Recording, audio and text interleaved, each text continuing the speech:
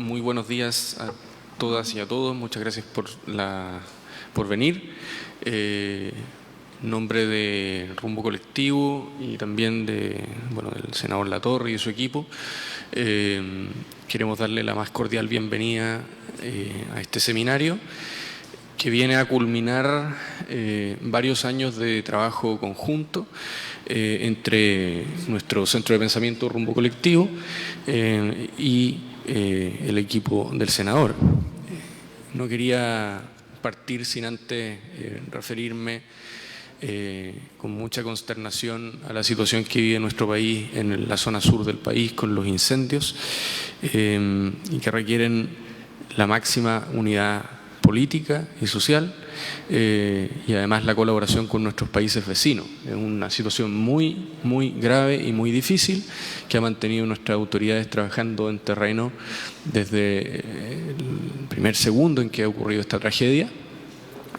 Y lo primero que corresponde acá es solidarizarse con las familias de quienes han perdido familiares y seres queridos, amigos, amigas, y también lo han perdido todo, ¿cierto?, materialmente. Entonces, un contexto muy difícil que va a requerir, entre otras cosas, la cooperación internacional, porque hay muchas cosas que nuestro país puede importar, tecnologías en prevención y riesgo de desastre.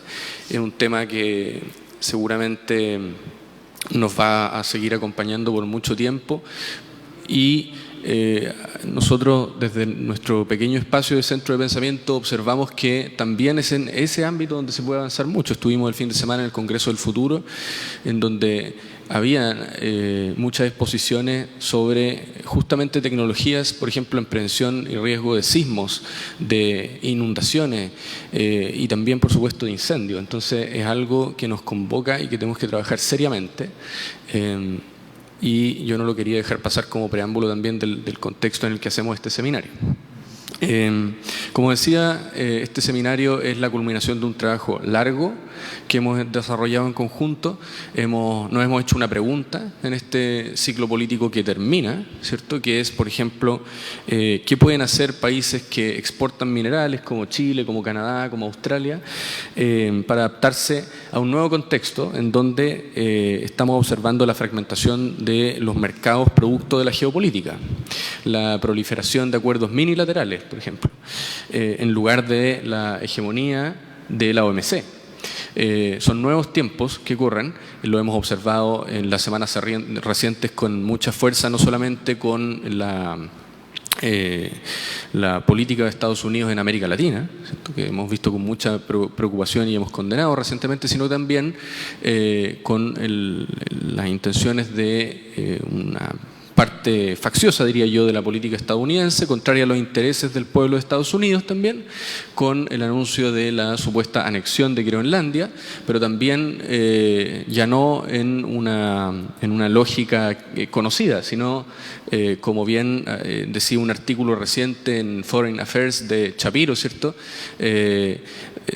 básicamente a través de la presión económica, de la política arancelaria y en este caso, escuchado hoy en la mañana, ¿cierto?, a través de la promesa de compra de Groenlandia. Son tiempos nuevos en los cuales nuestro país tiene que adaptarse con resiliencia y por eso hemos trabajado este ciclo. Y para culminar, entonces, tenemos el honor de poder tener a grandes académicas, académicos, personas que han trabajado desde el mundo de las universidades, pero también de las políticas públicas, para cerrar con este seminario de dinámicas económicas y geopolíticas en Asia-Pacífico, elementos estratégicos para la política comercial de Chile, transición energética y lo que yo mencionaba recientemente, cómo reconstruir una política exterior en tiempos de gobiernos iliberales.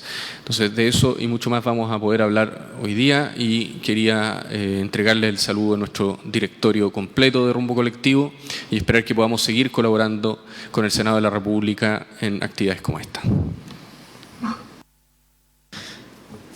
Muy bien, muchas gracias, Tomás. Muy buenos días a todos, a todas. Bienvenidas al Senado de la República. Me sumo también a las palabras de solidaridad con nuestros compatriotas en el sur, una tragedia en desarrollo, y como país nos estamos acostumbrando lamentablemente. Yo represento la región de Valparaíso y nos tocó también vivir un mega incendio, y estas tragedias se van siendo cada vez más recurrentes, requieren, como decía Tomás, la colaboración pública-privada al interior del país, pero también la cooperación internacional. Dicho eso, también quiero agradecer el trabajo conjunto con Rumbo Colectivo, particularmente en el área de relaciones internacionales. A mí me toca ser parte, entre otras comisiones, de la Comisión de Relaciones Exteriores del Senado, y ahí hemos contado con una estrecha colaboración de Rumbo Colectivo, especialmente el profesor también Andrés Borges, quien ha estado permanentemente colaborando, asesorando, entregando minutas muy interesantes, y también generando estos espacios de reflexión, de conversación, y este seminario en buena parte es fruto de esa colaboración y de ese impulso del profesor Andrés Borges, quien quiero reconocer acá. Y claro, cuando nosotros dijimos, pensemos un seminario como de cierre de este ciclo en enero, hace algún tiempo atrás, algunos meses atrás, empezamos a conversar sobre esta idea. Todavía no ocurrían cosas que creo que impactan, ¿no?, el escenario internacional que estamos viviendo. Por ejemplo, la invasión de Estados Unidos a Venezuela, invasión militar, la agresión militar, y todo el debate que se genera sobre el derecho internacional, ¿no?, el multilateralismo, el respeto a las reglas, etcétera. Lo que decía Tomás recientemente, esta amenaza del gobierno de Trump a Groenlandia, ¿no?, y la relación con la Unión Europea, la OTAN, etc. Una serie de eventos que se van generando en este tiempo de manera muy acelerada. También los conflictos internos en Estados Unidos en términos de su policía migratoria, etc. Y todo este debate sobre las zonas de influencia, ¿no?, esta distribución, este nuevo orden mundial a partir de una distribución de zonas de influencia, todo ese debate que se está dando de manera muy acelerada en este comienzo de año 2026. Entonces nos parece, con ese contexto de fondo, ¿no?, que nuestro panel, a quien vamos a presentar, y les agradezco sinceramente su participación, puedan referirse obviamente cada uno desde sus especialidades y sus temas, pero teniendo en cuenta este contexto de fondo que creo que nos está afectando al mundo entero.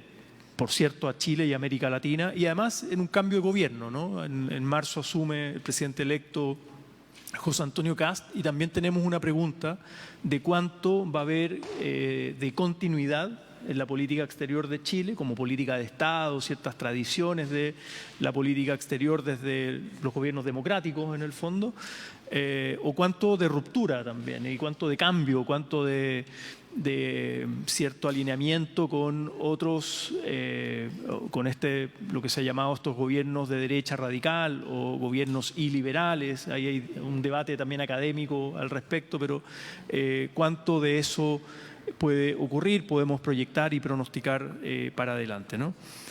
Eso como contexto y como introducción. Sin más, vamos a presentar a nuestro panel. La idea es que tengamos un momento, unos 15 minutos de presentación inicial, ¿no?, y luego pueda generarse también un espacio de debate, preguntas, comentarios, para tener otra vuelta, otra ronda de conversación. Pero la idea es que pueda dejarle unos 15 minutos iniciales a cada uno de nuestros panelistas. Vamos a comenzar. ¿Les parece? Voy a ir presentando a cada uno, a cada una, en la medida que va a hacer uso de la palabra, ¿no?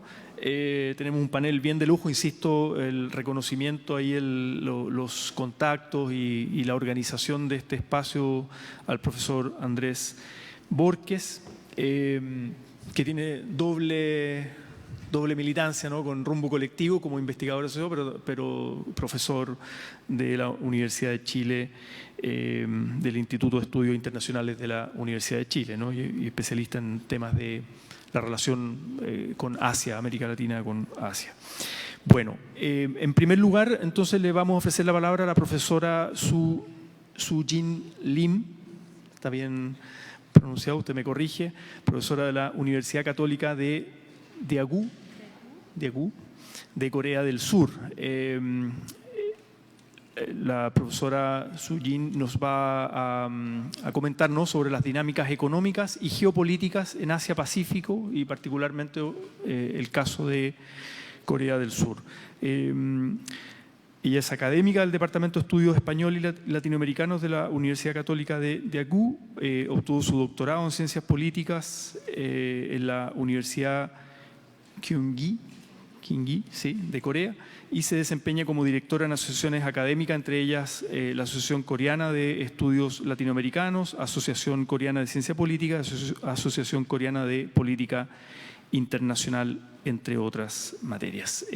Profesora, tiene usted la palabra. Gracias. Sí, muchas gracias, senador. Sí. Hola, muy buenos días. Es un gran placer, también gran honor poner mi presentación. Hoy yo voy a hablar del caso de Corea bajo la incertidumbre global, sí, y la cooperación futuro con América Latina, especialmente Chile.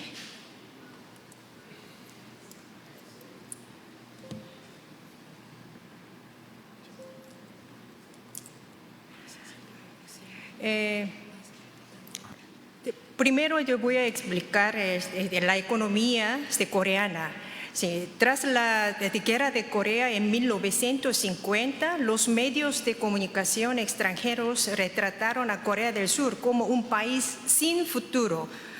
Por esa década de 1950, Corea del Sur recibió ayuda humanitaria de la comunidad internacional, especialmente de los Estados Unidos. Pero desde 1962, Corea se ha desarrollado de poco a poco por la ayuda de los países extranjeros. Corea era políticamente estable desde 1987, pues al final Corea del Sur se unió al CAD de la OCDE. El CAD es como un grupo de los países donantes. Por eso Corea es el único país que se convirtió de un país receptor a un país donante. Por eso es un gran ejemplo, es muy importante para los países en desarrollo.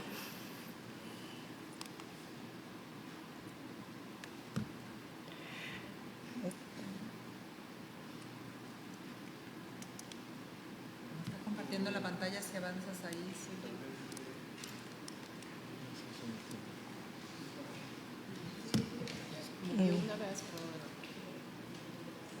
Sí.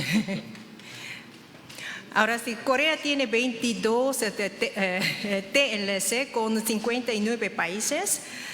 Chile es el primer TLC país para Corea. Por eso nosotros tenemos TLC país con América Latina, Perú, por ejemplo, los de Chile, Perú, Colombia, Nicaragua, etc.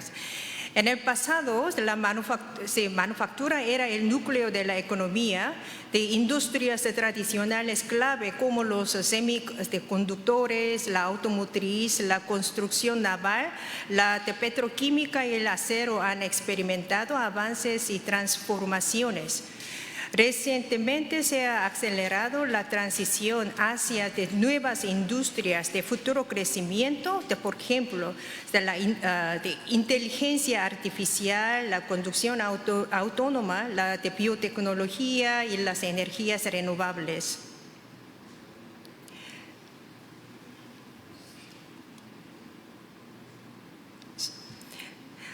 Así, la proporción de la manufactura de Corea es todavía alta porción entre los países de OCDE.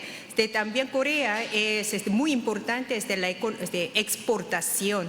De exportación es muy importada para la economía coreana.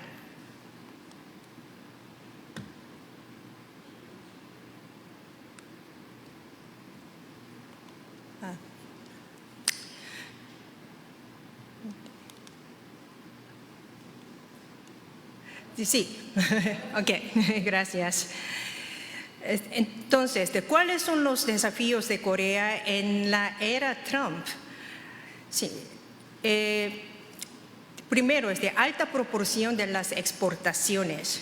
En 2024, las exportaciones totales de Corea del Sur representaron el 44.4% de su PIB. Esta cifra es más de 14 puntos porcentuales superior al promedio de la OCDE.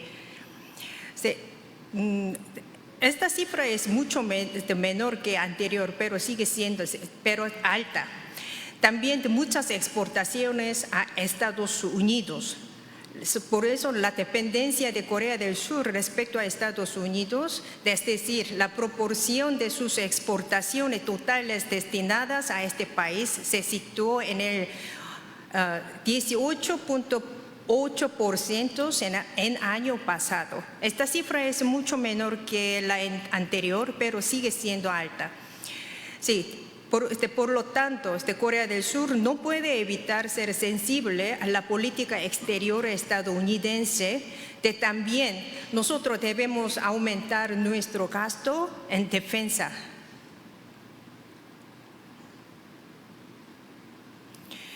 El nuevo presidente asumió el cargo de junio en el año pasado.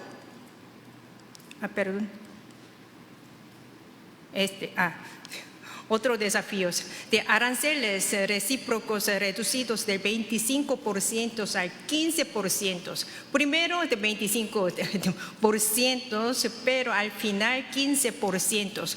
Pero todavía estamos negociando. También tenemos que invertir mucho en Estados Unidos. Eso también es un gran desafío para nosotros. También es inestabilidad de la cadena de suministro global. Que Corea no tiene recursos, por ejemplo, petróleo de 100% importaciones de los países extranjeros. Por eso nosotros tenemos que importar casi todos los recursos. Eso es el problema. Pero nosotros importamos de China. Por eso la proporción de comercio exterior, también importación de los recursos de China es alta. Por eso también tenemos que cambiar como esta estructura. Así, por ejemplo, materias primas para semiconductores, nosotros importamos así.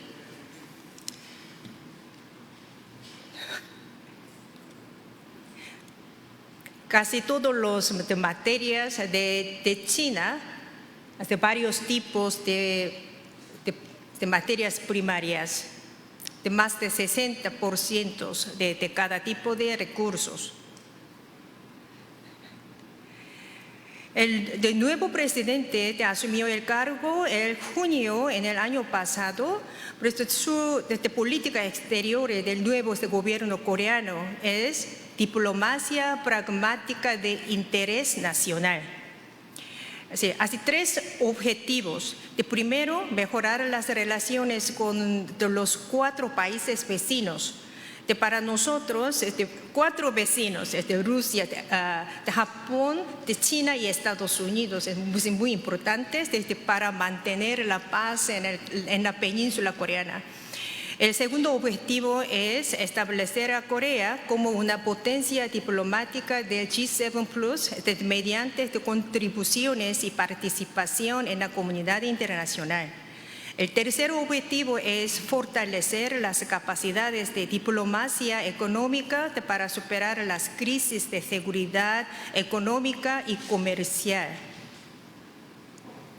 Entonces, para fortalecer las relaciones entre ambos países, Corea y Chile, es necesario prestar atención a estos asuntos. Así, palabras claves. Primero, convertir a Corea en una potencia mundial responsable. El segundo, ampliar los horizontes diplomáticos. El tercero es fortalecer la AOD de asistencia oficial para desarrollo. 4, abordar los desafíos globales. El quinto es ampliar la diplomacia pública.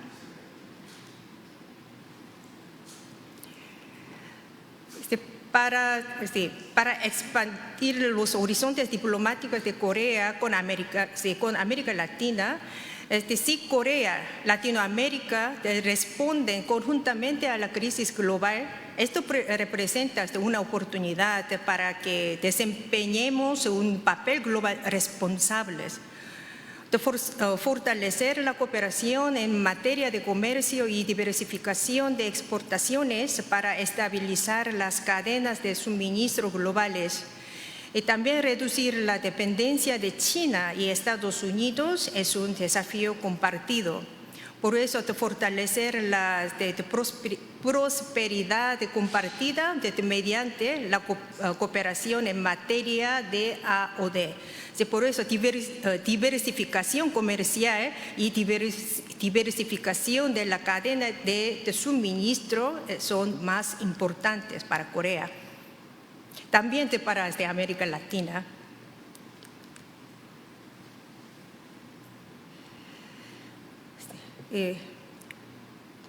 Esta cifra es sobre la comercio exterior entre Corea y América Latina. El primer lugar está en México. México es el 10º país para Corea. Para comercio exteriores, el de Brasil el segundo y Chile el tercero en América Latina.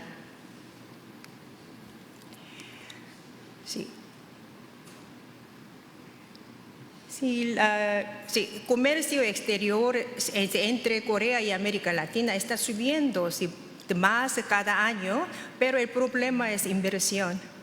Desde medio de desde 2015 está bajando cada año la inversión.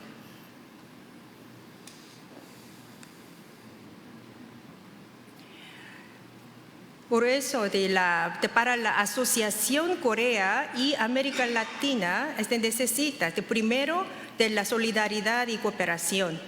La nueva administración de Corea se basa en una política exterior pragmática y flexible que prioriza los intereses nacionales. El segundo, buscando intereses comunes para responder a los cambios en la política estadounidense.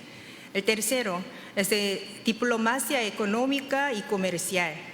Una estrategia complementaria que aprovecha las fortalezas de cada uno, como la construcción de una cadena de suministro confiable y el fomento de industrias futuras.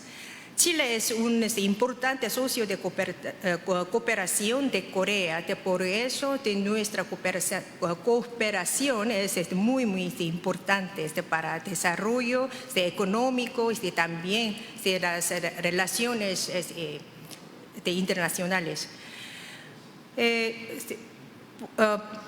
Para la cooperación, para construir economías resilientes a largo plazo. Yo digo largo plazo, es que siempre nosotros es que se cambia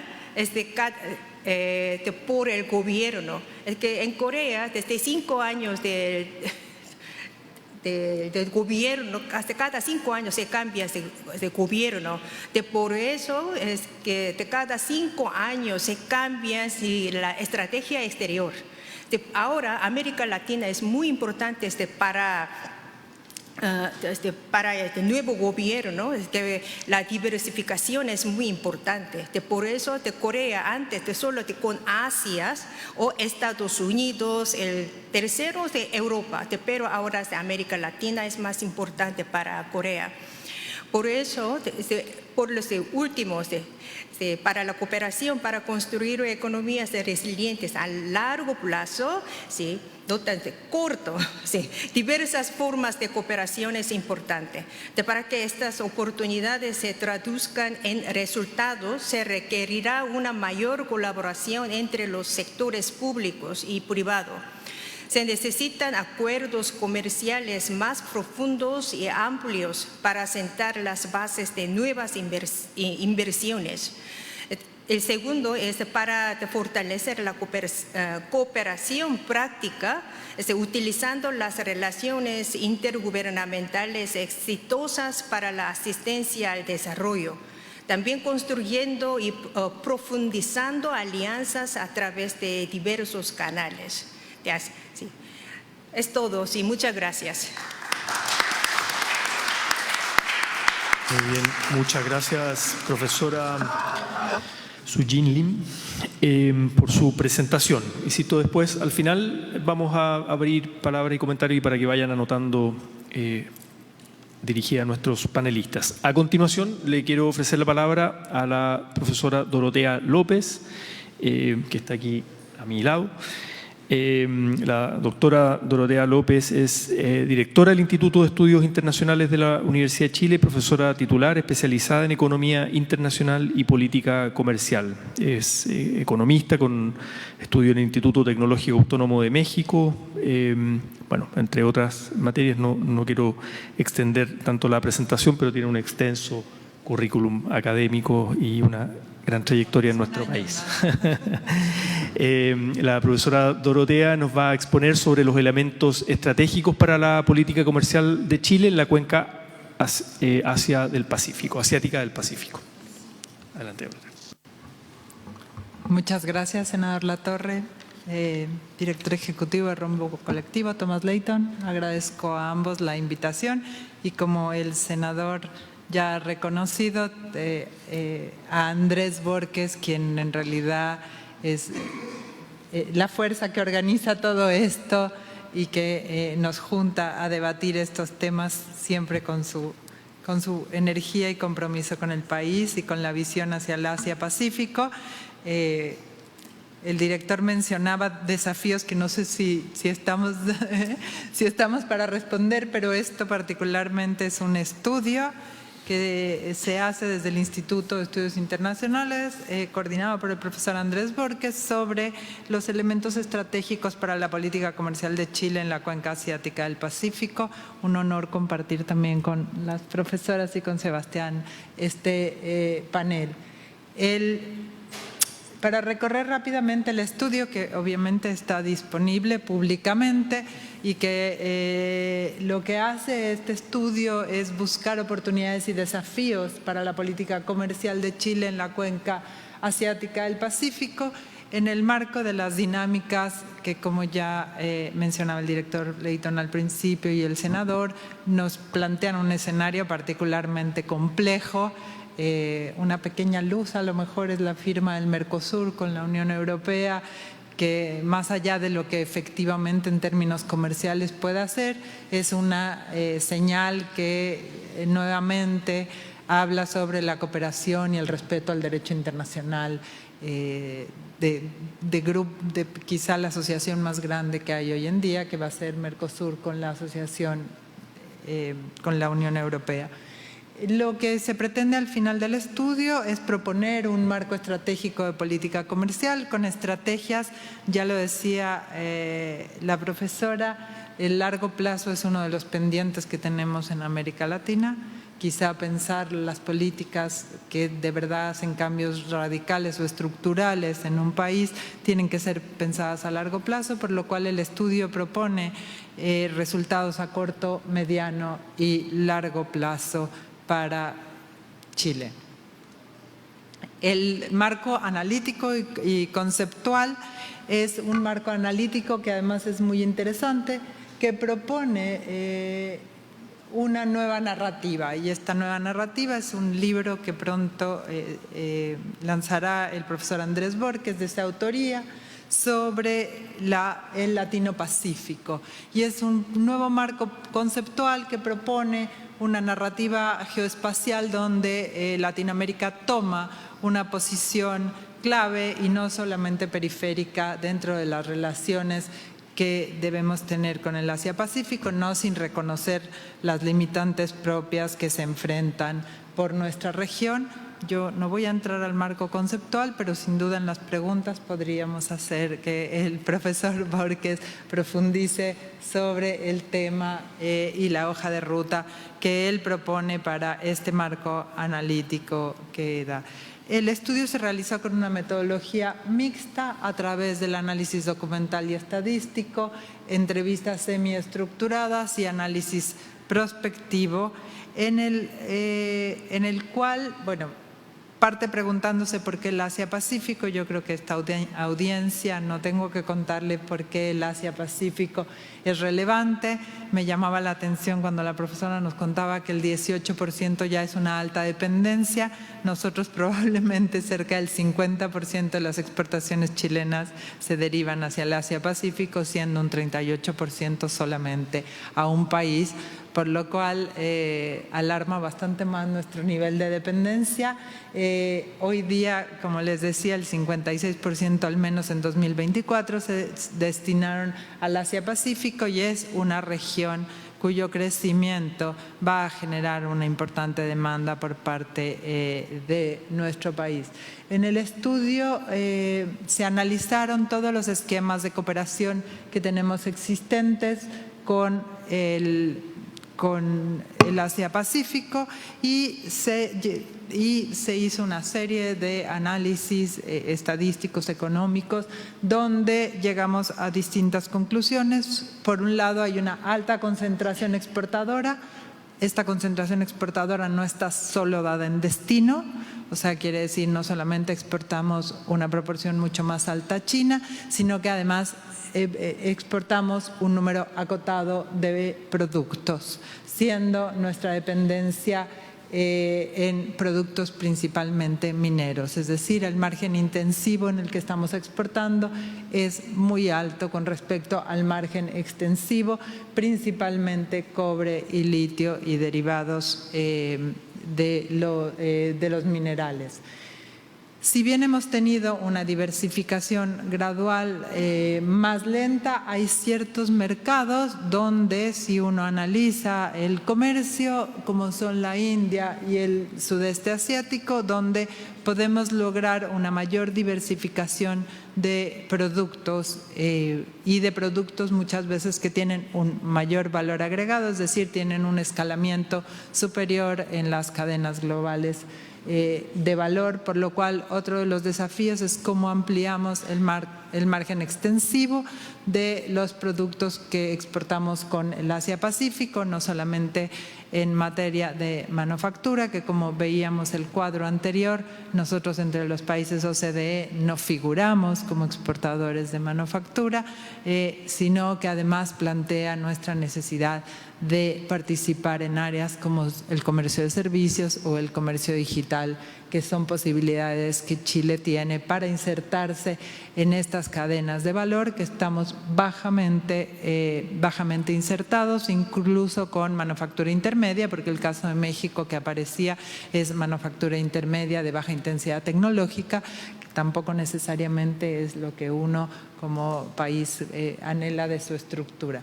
Y en un entorno geopolítico que ya se ha mencionado y que además vivimos todos los días despertándonos con una noticia nueva, desde el 1 de enero hemos amanecido un poco acontecidos en el mundo. Como yo les mencionaba, el estudio plantea un mapeo de interacción con la cuenca asiática, todos los acuerdos, las asociaciones y los foros que tenemos y que Chile puede aprovechar. Plantea los desafíos en el comercio de mercancías con distintos estudios que voy a enseñarlos rápidamente ahora. Plantea los costos logísticos, que duda nos cabe que de alguna manera el aislamiento también tiene que ver con la falta de desarrollo portuario, la falta de desarrollo de los corredores bioceánicos, que nos decían que es como una historia así, como que uno está oyendo de los corredores bioceánicos desde que nace y muere igual. El comercio de servicios, el comercio digital y se hizo una serie de entrevistas a especialistas para ver para entender la visión que tenían sobre el Asia-Pacífico. Se hicieron estudios como la contribución de los márgenes intensivos y extensivos que están presentes en el estudio, o las distintas ventajas, aquellas ventajas que nosotros tenemos ya consolidadas como país, es decir, aquellos lugares como cobre, celulosa, algunas frutas donde tenemos bastante consolidada nuestra ventaja en el Asia-Pacífico, ventajas que están siendo emergentes, como cacao, chocolate, cosas que llaman la atención, expansión reciente. En el estudio está mencionado país por país. Ventajas que estamos en retroceso, porque hay países, por ejemplo, que están logrando salir más rápido que nosotros, o en menores costos que nosotros, o con menores huellas hídricas o de carbono. Ventajas potenciales y sin ventajas o desventajas estructurales en las cuales no tiene un sentido comercial. En servicios también se identifican aquellos sectores donde Chile podría tener algún tipo de valor agregado, ¿no? o podría ingresar servicios como los servicios tecnológicos asociados a la minería verde, que seguramente Sebastián, quien está en esa área, va a profundizar más que yo, o educación y formación técnica especializada, como gente que tenemos aquí presente como Camilo en esta área, o servicios creativos y de contenido, y en cada uno se identifica las llegadas y las posibilidades y las estrategias que se sugieren para priorizar, por supuesto, porque una cosa es repasar todo y otra cosa es pensar que el presupuesto de un país te da para poder hacer todo, sino que claramente hay que priorizar por dónde quieres llegar. Dentro de lo que se le pregunta a los especialistas es cuál es la situación de Chile en el Asia-Pacífico. Yo diría que no hay ningún especialista que no entienda que nuestro futuro está en la vinculación con el Asia-Pacífico. Los riesgos y oportunidades de la competencia entre las potencias, o sea, principalmente probablemente China y Estados Unidos, aunque Estados Unidos está ganando más enemigos de los que creíamos. ¿Cuáles son los sectores estratégicos? ¿Cuáles son las prioridades geográficas? Donde India se repite en el interés del sector privado, y elementos para actualizar la agenda con la Alianza del Pacífico, que es una de las propuestas, y que cuando se presentó el estudio el sector privado nos hizo saber que también le interesaba que hubiésemos profundizado de mejor manera o de mayor manera en el sector en materia del CPTPP. Las recomendaciones son agrupadas en 3 ejes: la promoción del sector exportador, como ya lo habíamos hablado, con una diversificación activa, la infraestructura estratégica y la gestión de riesgos geopolíticos, es decir, no quiere decir que nosotros podamos arreglar la guerra comercial, sino que quiere decir que tenemos que estar más atentos a lo que está pasando y con mayores estrategias de cómo reaccionar. Como yo les decía, el primer eje, que fue la promoción diversificada, se presentan estos cuadros con acciones claves, como por ejemplo pasar de tratados de libre comercio a una diversificación más activa que tenga estándares, certificaciones y digitalizaciones que son requeridos por el mundo asiático, y que nosotros podríamos tener una narrativa importante como Chile Seguridad Alimentaria, o programas públicos privados de certificación que se proponen y se desarrollan en el estudio, o laboratorios de digitalización que nos permiten, en el marco de acuerdos como el DEPA que tenemos, en el mediano plazo insertarse estructuralmente como una misión permanente ante ASEAN, o pilotos en servicios profesionales. Nosotros tenemos muy pocos acuerdos de reconocimiento mutuo con otros países, lo cual limita a nuestros prestadores de servicios, a nuestros estudiantes, a nuestros profesionales a ejercer en otros países o tener presencia. Y en el largo plazo, una narrativa de socio confiable, otro tema que ha desarrollado también el profesor Borges con mucha profundidad. En materia de logística, también se proponen tanto de logística como de institucionalización. Se proponen también estrategias como el desarrollo de nodos regionales, equipos negociadores de comercio asiático, o sea, no necesariamente el abrir muchas más embajadas, sino que se hace una propuesta que a mí en lo particular me parece muy interesante, que son una especie de misiones itinerantes, que a veces países asiáticos han usado, como los japoneses en su momento, misiones que hacen difusión de los países, o la comprensión de estándares que muchas veces superan los estándares con los que uno está cumpliendo, y finalmente, bueno, la logística, que son inversiones en puertos o inversiones en infraestructura que son de mucho más largo plazo.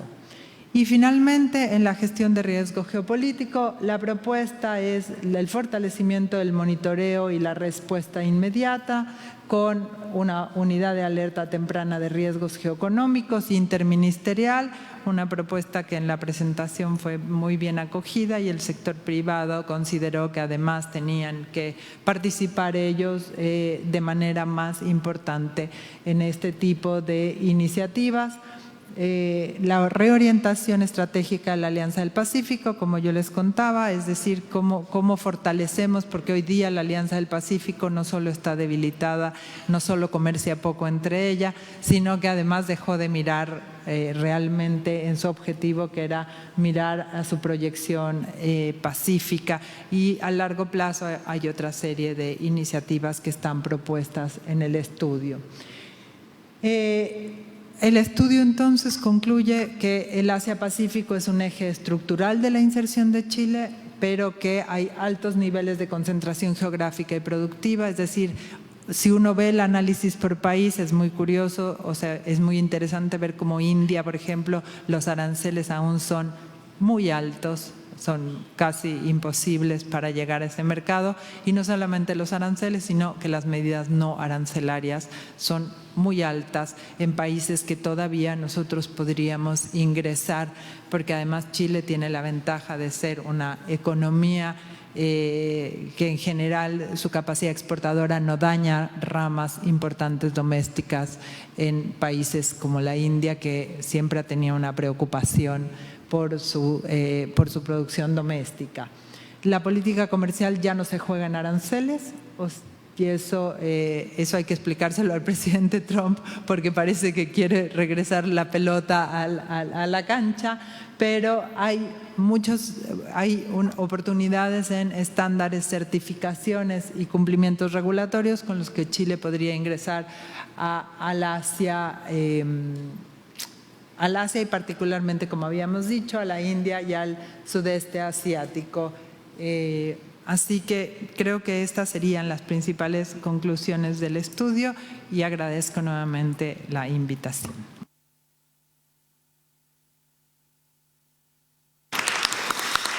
Muchas gracias, Dorotea, por su presentación, y además recomendamos el poder profundizar en el estudio, ¿no?, que está disponible desde la página web del Instituto, ¿o no? Entiendo también, pero en la página web de la Fundación del Pacífico ya está. Bueno, ahí pasamos el dato. A continuación, quisiera ofrecer la palabra a Sebastián Álvarez, quien nos va a exponer sobre el impulso de la transición energética, los desafíos estratégicos en Chile. Sebastián, lo presento, es experto en desarrollo de proyectos de hidrógeno verde y sus derivados, ha estado trabajando en eso, se desempeña actualmente como gerente de ingeniería en ESIT, donde lidera procesos de consultoría, asesoría técnica, ingeniería y formulación de proyectos con énfasis en normativa, seguridad y gestión técnica a lo largo de todo el ciclo de desarrollo de los proyectos de hidrógeno.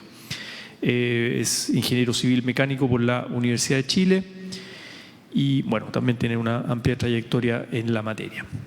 Adelante, Sebastián. Muchas gracias.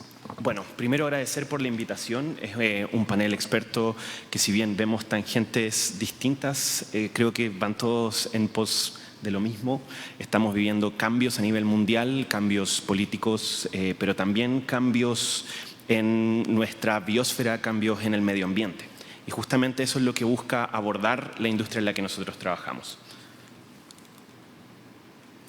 Brevemente sobre mí, y no por la razón de hablar sobre mí, sino porque soy un profesional bien particular, en el sentido de que he hecho mi carrera desde la consultoría de energías renovables y eficiencia energética, luego escogiendo un camino muy particular, que es el hidrógeno verde, donde he tenido la oportunidad de desempeñarme a cargo del desarrollo de ingeniería y la implementación de muchos de los primeros pilotos de esta tecnología en nuestro país.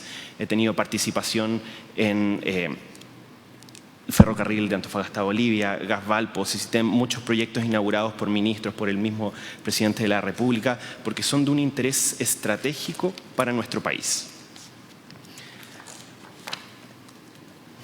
Además, les cuento que ESIT es una consultora que nace hace 2 años, justamente para abordar las brechas de desarrollo de esta tecnología en nuestro país y con la mirada de ampliarse hacia todas las tecnologías que apoyan la transición energética. Somos una consultora pequeña, con 2 años de trayectoria y más de 40 proyectos ejecutados, lo que dice que hay mucho que hacer todavía. Y hemos tenido la oportunidad de trabajar codo a codo con muchos jugadores importantes de esta industria. Mi socia, la doctora Josefa Ibaceta, hoy es parte del directorio de H2 Chile, el gremio de las empresas privadas de este rubro en nuestro país, y hemos tenido la oportunidad de participar en estudios para la elaboración de políticas públicas, como la hoja de ruta de investigación, desarrollo e innovación del Ministerio de Ciencias para la industria del hidrógeno verde, levantamiento de proveedores y la cadena de valor en nuestro país, entre otros varios. Hablemos de transición energética.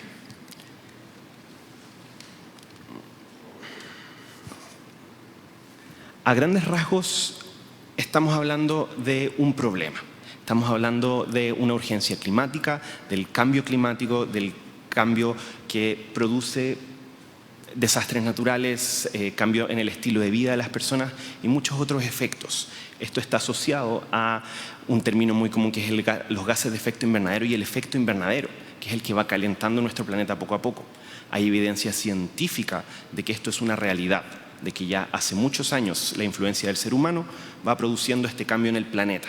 Incluso cuando ciertos gobiernos y ciertos también personajes con mucho poder en el mundo lo niegan, está la evidencia científica y es del interés de prácticamente todos los países desarrollados hacer algo para, si no solucionarlo, al menos amortiguar el efecto.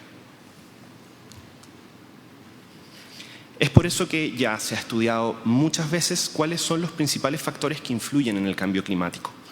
Y en esto podemos reconocer los distintos sectores a nivel mundial que contribuyen con mayores emisiones de gases de efecto invernadero, siendo el más característico el dióxido de carbono.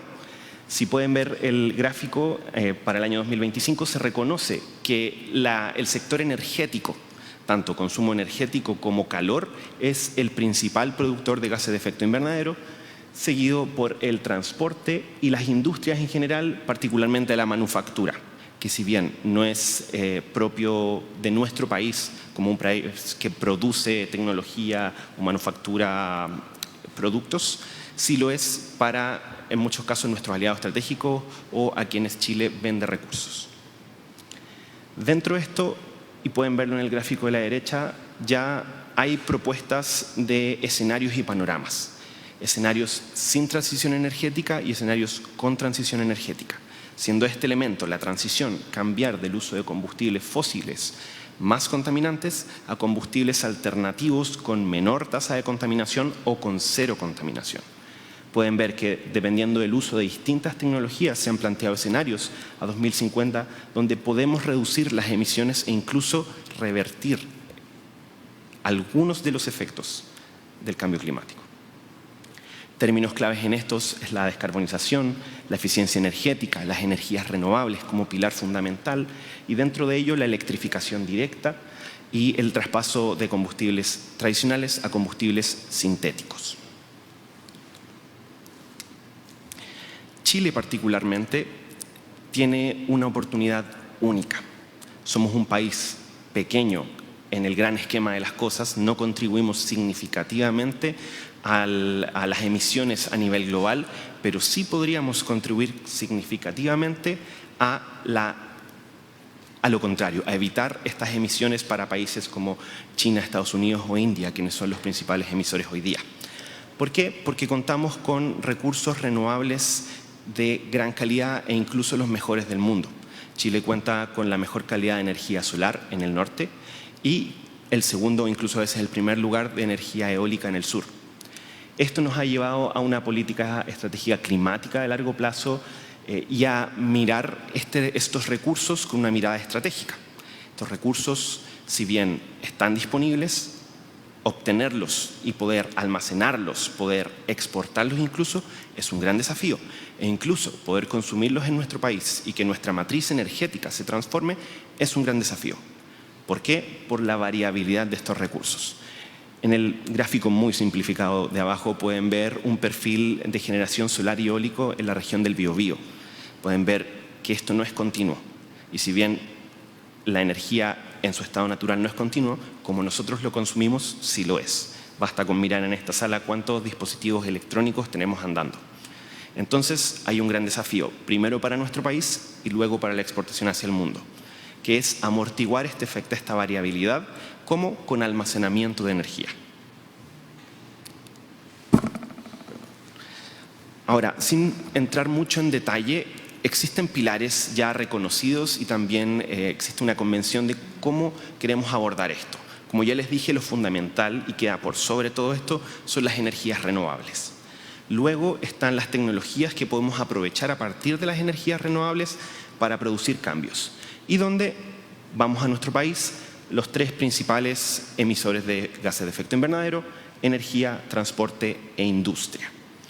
Entonces, hablamos primero del concepto de almacenamiento de energía, de poder optimizar nuestro uso de las energías renovables y particularmente, y no voy a entrar mucho más en detalle lamentablemente por el tiempo, el uso de baterías de gran capacidad, lo que hoy día se llama proyecto BESS, Battery Energy Storage Systems. Luego está la electromovilidad, como la oportunidad de electrificar el transporte, cambiar motores de combustión interna por baterías y un uso más eficiente de la energía, porque también, para quien no sabe, los motores y la combustión presentan una alta ineficiencia en comparación al uso directo de electricidad y baterías. Entonces también no solamente estamos haciendo el cambio, también estamos aprovechando mejor la energía. Luego está el hidrógeno verde, que voy a entrar mucho más en detalle en esto porque es mi especialidad, pero que es un elemento que podemos transformar la energía eléctrica a un combustible físicamente almacenable y que nos permite cambiar tecnologías contaminantes en sectores difíciles de electrificar. ¿Ya? Y esto lo digo también con un gran detalle: el hidrógeno no sirve para todo. Es un elemento más en esta paleta para abordar la transición energética y tiene nichos particulares donde es muy, muy bueno y muy eficiente. Y otros no, donde tenemos que mirar las alternativas.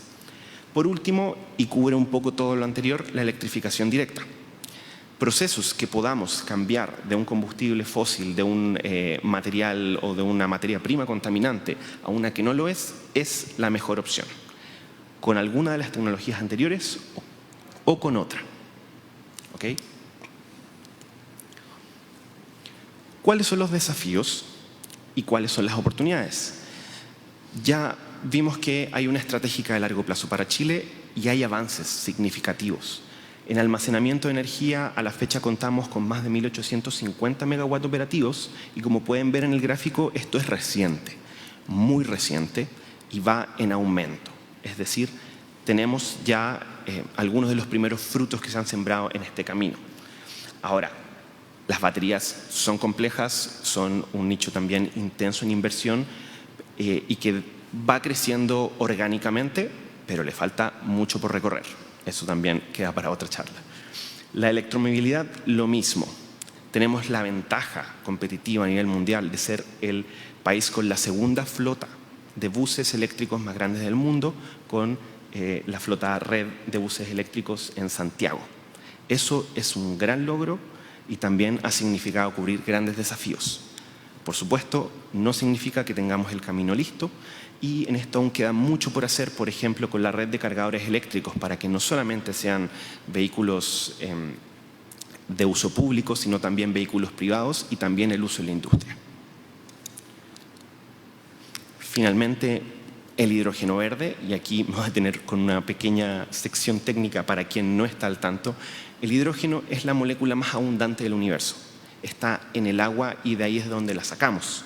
Para que sea verde, para que sea renovable, tenemos que utilizar electricidad renovable para el proceso que se llama electrólisis, que divide la molécula en hidrógeno y oxígeno molecular. Si tomamos este hidrógeno y lo utilizamos en nuestros procesos, ya sea como combustión o como una pila, porque también existe el proceso inverso en el que podemos producir electricidad directamente, el único subproducto es agua. Que ojo, el agua y el vapor de agua también es un gas de efecto invernadero, pero es mucho menos contaminante, tiene un impacto mucho menor que el dióxido de carbono y otras de las alternativas. ¿En qué utilizamos el hidrógeno? En muchas cosas. Como les dije, lo que buscamos son nichos difíciles de electrificar. Por ejemplo, la agricultura, los fertilizantes, donde el principal insumo es el amoníaco. Y hoy Chile busca ser el principal exportador de amoníaco verde en el mundo. Otros usos, como la minería, como se nombró, también hay muchos desafíos donde se está conversando y no hay consenso todavía de dónde va el hidrógeno, dónde van las baterías o dónde van otras tecnologías. Dicho todo esto, Chile ya tiene un recorrido, llevamos más de 6-7 años ya trabajando en hidrógeno verde. Personalmente he podido acompañar todo este proceso desde el inicio de mi carrera.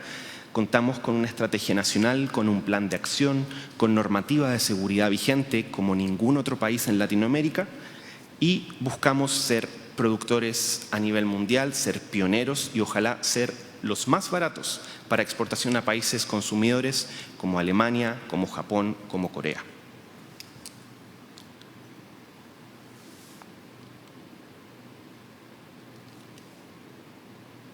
¿No? Ahí sí. Esto está fresquito. La semana pasada tuvimos el aniversario de H2 Chile, donde publicaron este mapa con 83 proyectos en desarrollo a enero de 2025.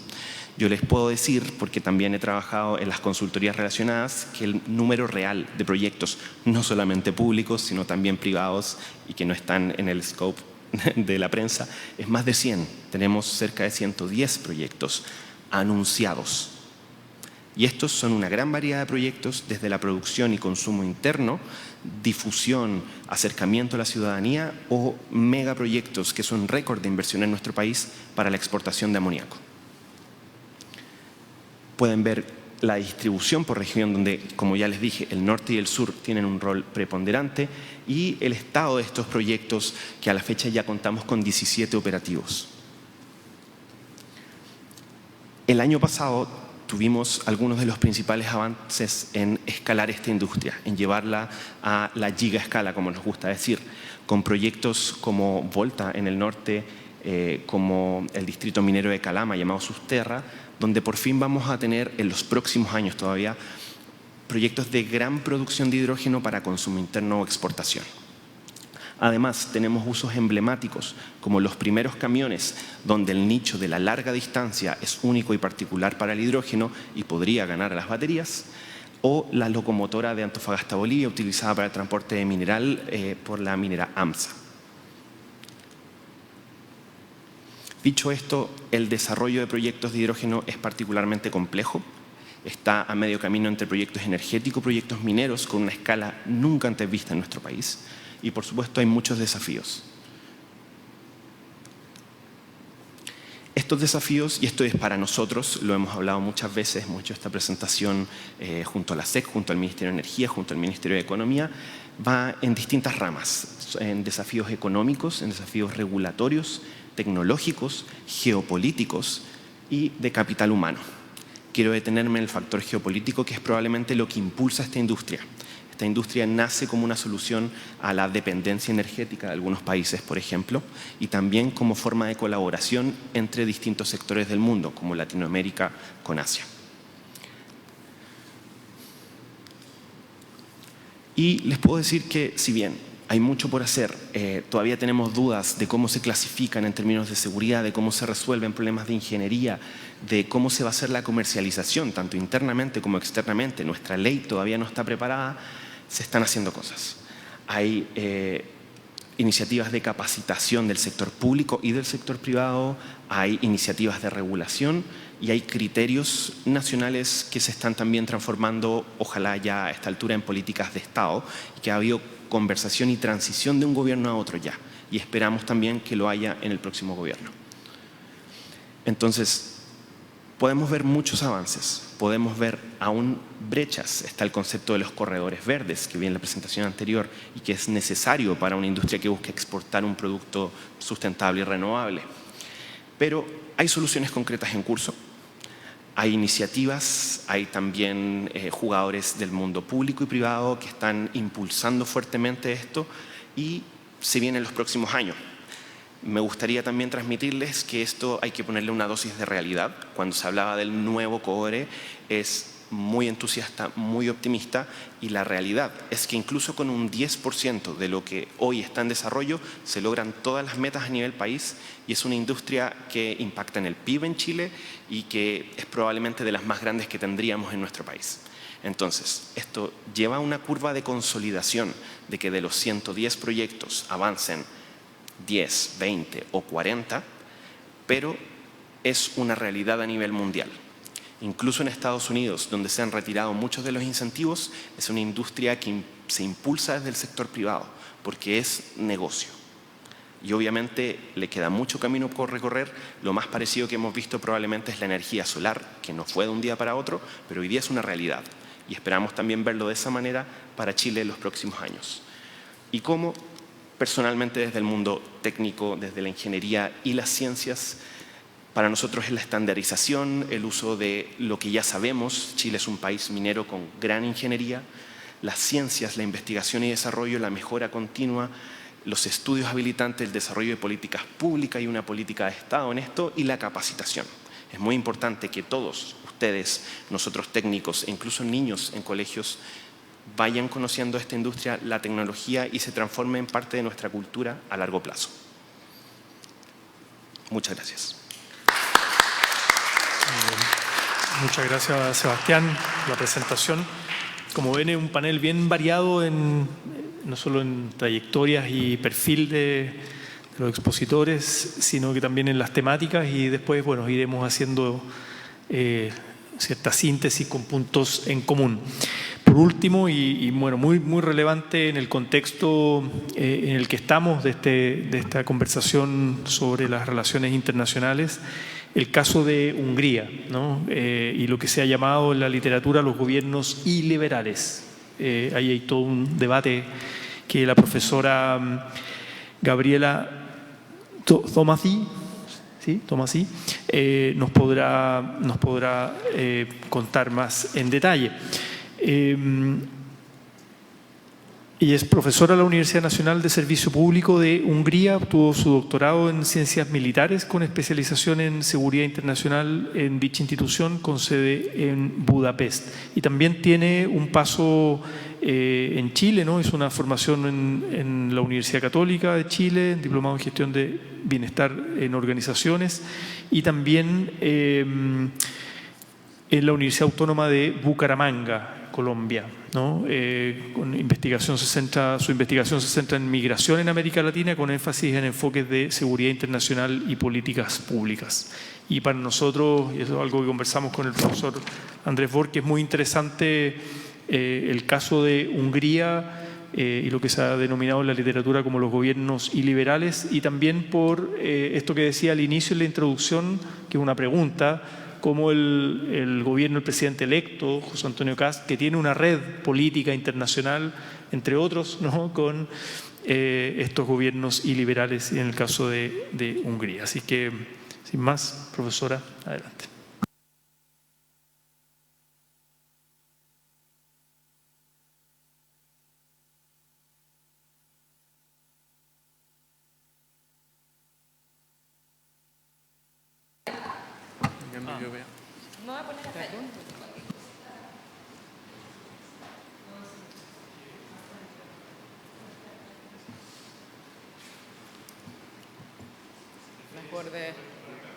No estoy bien aquí. Sí.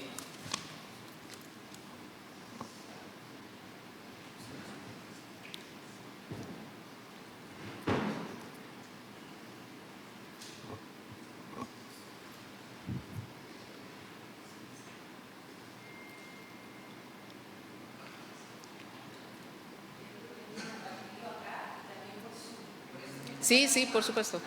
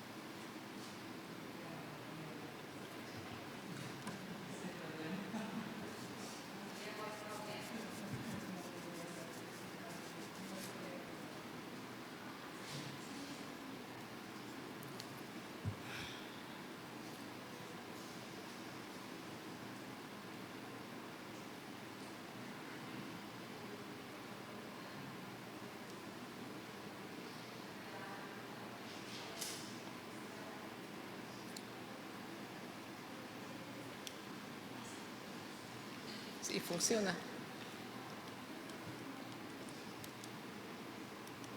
Sí. ¿Sí?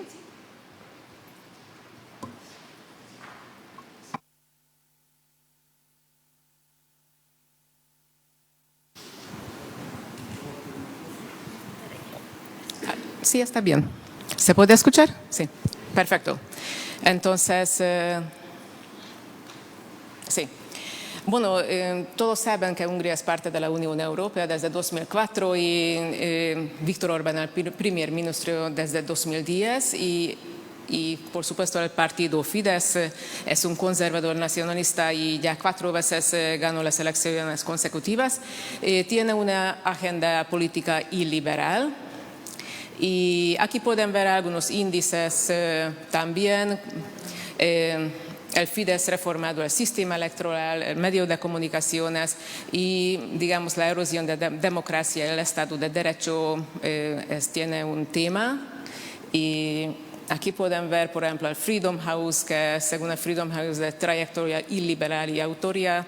También del VEDEM Institute, autocracia electoral, y también importante mencionar el índice de percepción de la corrupción, que está aumentando más y más.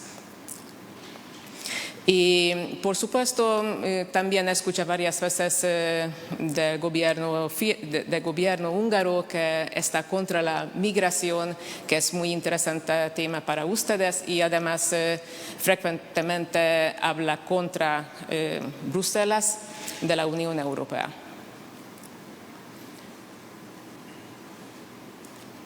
Sí.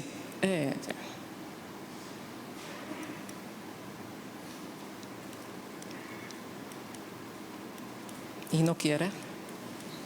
Sí. Bueno, cuando un país entra a la Unión Europea tiene 3 pilares, aquí se puede ver, y uno de los pilares es la política exterior y de seguridad común, y por supuesto cada miembro un poquito entrega una parte de la soberanía del país para la Unión Europea, para el mejor común, y Hungría está un poquito alejado de esta política exterior común y está investigando o intentaba hacer diferentes rutas, y así se puede ver la apertura oriental y sur. Bueno, es parte de la iniciativa de Franja y Ruta desde 2012, está acercando a los países de China, Rusia, Corea del Sur, y además de 2015 inició de la apertura a los países del sur, y también en Chile, Ecuador y Perú abrió nuevas agencias nacionales de comercio y también nuevas embajadas en Ecuador, Colombia y Perú, y fue la reapertura de la embajada de Chile en 2013. Finalmente estas nuevas agencias no funcionaban y dentro de un año o poquito más de un año tenían que cerrar el gobierno. Fue diferentes razones, principalmente que los productos que querían vender no tenían mucho interés en nuestros países. Y es importante mencionar que en 2013 funciona la beca de Stipendium Hungaricum, que también tiene un objetivo que invitar estudiantes de tercer países fuera de la Unión Europea. Es muy exitosa actualmente, tienen convenio más de 100 países y la idea es que si un estudiante viene a Hungría, hace un doctorado, un magíster o licenciatura, después, por supuesto, va a tener mejor aliado con Hungría y puede hacer, en el futuro van a hacer negocios o relaciones diplomáticos. También, por ejemplo, en mi caso, yo estoy parte de la Universidad de Bucaramanga porque un ex estudiante estudió en Hungría y finalmente tenemos una investigación común. Entonces, no simplemente comercio, también del área academia. Es muy exitosa y funciona desde 2013. Sí. Y volvimos a la apertura oriental. Entonces, como mencioné, en 2012 inició la apertura oriental y 2017 anunciaron más de 40 inversiones con China y Corea del Sur y principalmente de industria de baterías, y Hungría entrega un tipo de subsidio estatal, depende de la fábrica, entre 20 y 30% de subsidio estatal y por supuesto crea puestos de trabajo, más de 30.000 puestos de trabajo y megafábricas en Hungría. Tiene varias críticas porque principalmente esas baterías depende cómo puede vender más tarde. Es como un negocio actualmente no tiene mucho éxito, pero vamos a ver en el futuro.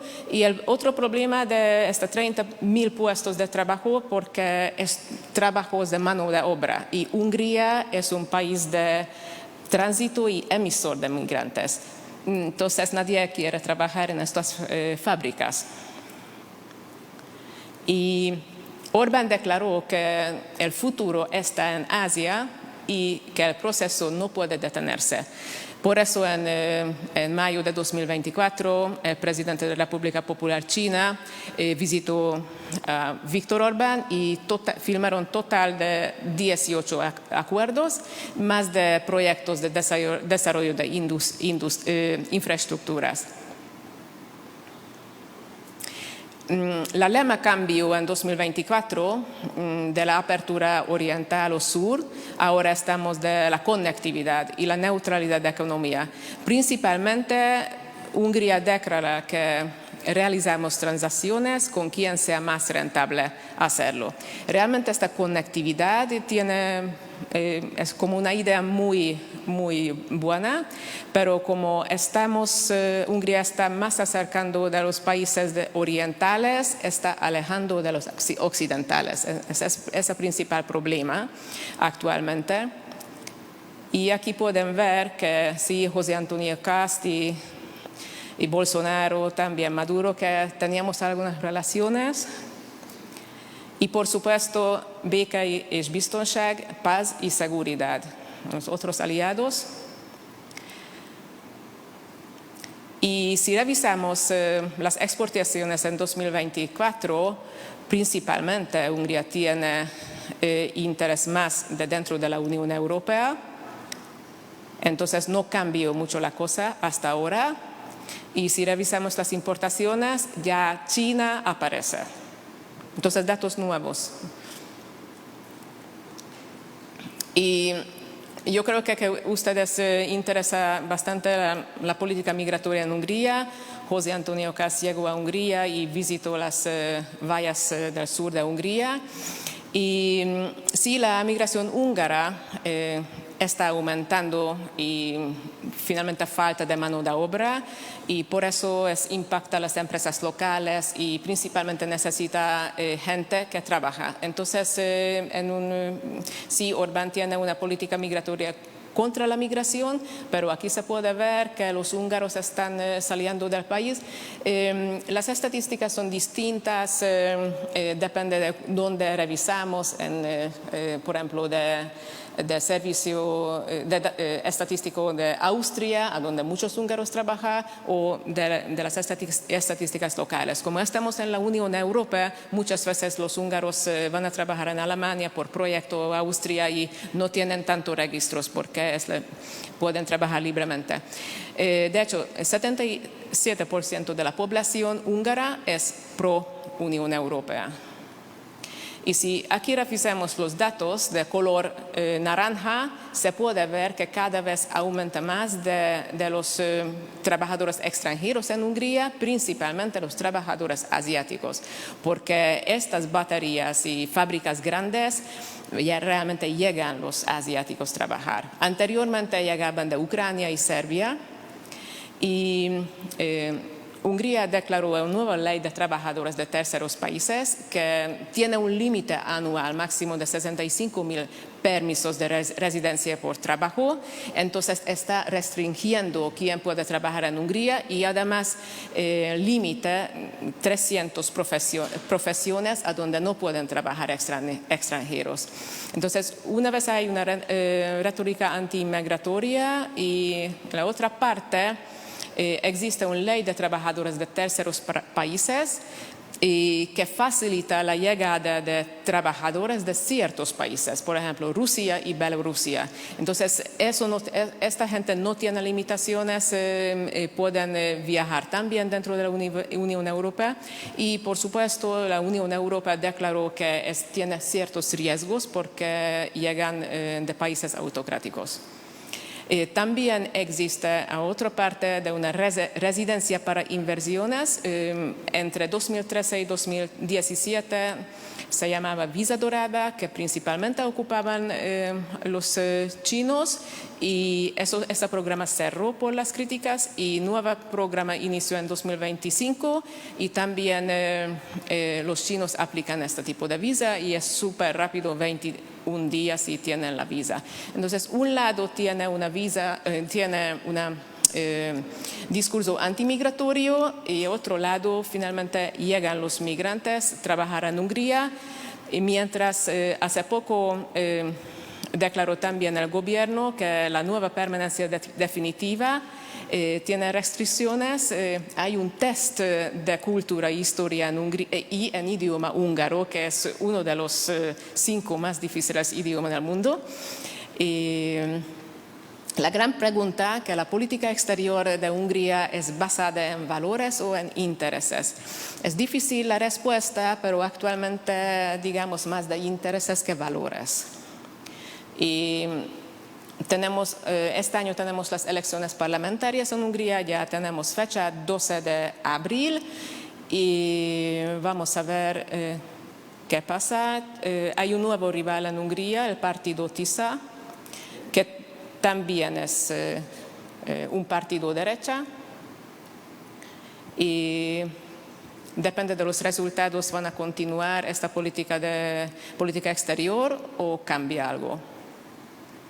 Muchas gracias.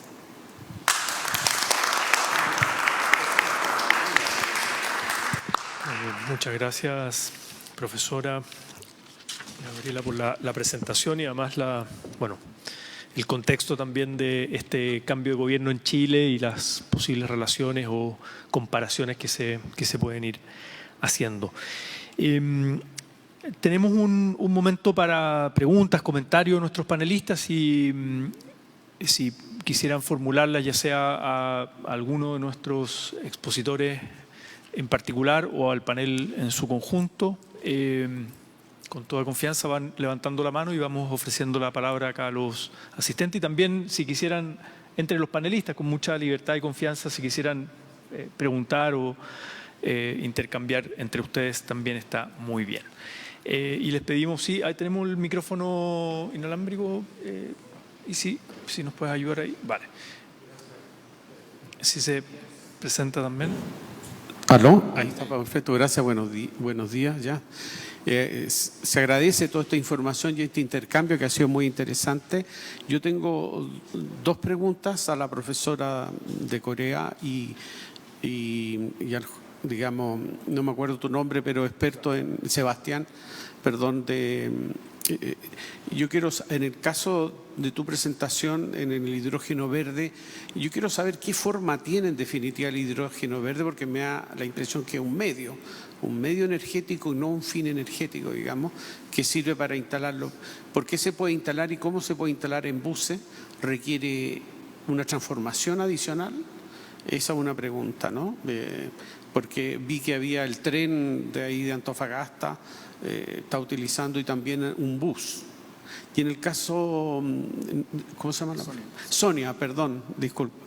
Sonia, acá en Sudamérica vemos que la integración es como una solución para el progreso y desarrollo también. Pero en el caso del Asia, ese proceso ha sido más complejo. Entonces, ¿cómo lo han solucionado en el caso de Corea?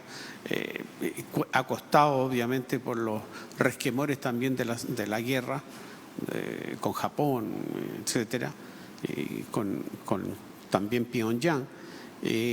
¿Cómo han solucionado ese tema de la integración? ¿Cómo lo han visto? ¿Solamente inversión, política comercial, intereses? Esas son mis dos preguntas. Muy bien. Recogemos por si hay un par más, recogemos y si las anotan y después hacemos la pregunta. Y también, Dorotea, si quieres. Sí, vale. Hola, buen día a todas y a todos. Simplemente quería hacer una pregunta que acaso toma un poco las intervenciones que escuchamos. La profesora Tomasi nos decía valores versus intereses en el caso de la política exterior de Hungría. La profesora Su hablaba de una diplomacia pragmática, ¿no? Dorotea, digamos, explicó como muy concienzudamente cómo se está moviendo la política comercial de Chile en términos de esa como derivaciones a la estrategia por sobre, digamos, una costumbre que tenía la política exterior chilena, que tiene este como carácter legalista, ¿no? que ha tenido durante tanto tiempo, política de tratados de inserción internacional a través de tratados, etc. Y lo que pregunto es cómo Chile está hoy día, y quizá incluso al senador, ¿no? ¿Cómo que organizó esta serie de conferencias? ¿Cómo Chile hoy día lidia con ese pragmatismo, con la posibilidad de ese pragmatismo?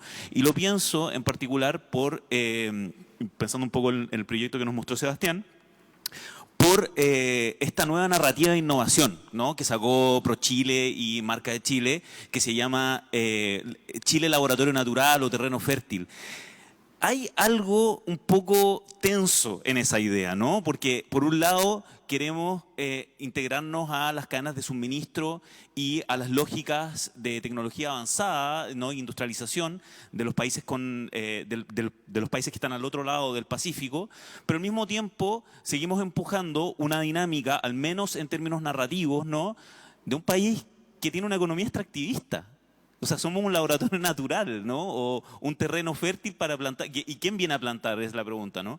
Entonces, quisiera saber cómo están pensando ustedes, ¿no? En este nuevo contexto de diplomacia pragmática, ¿no?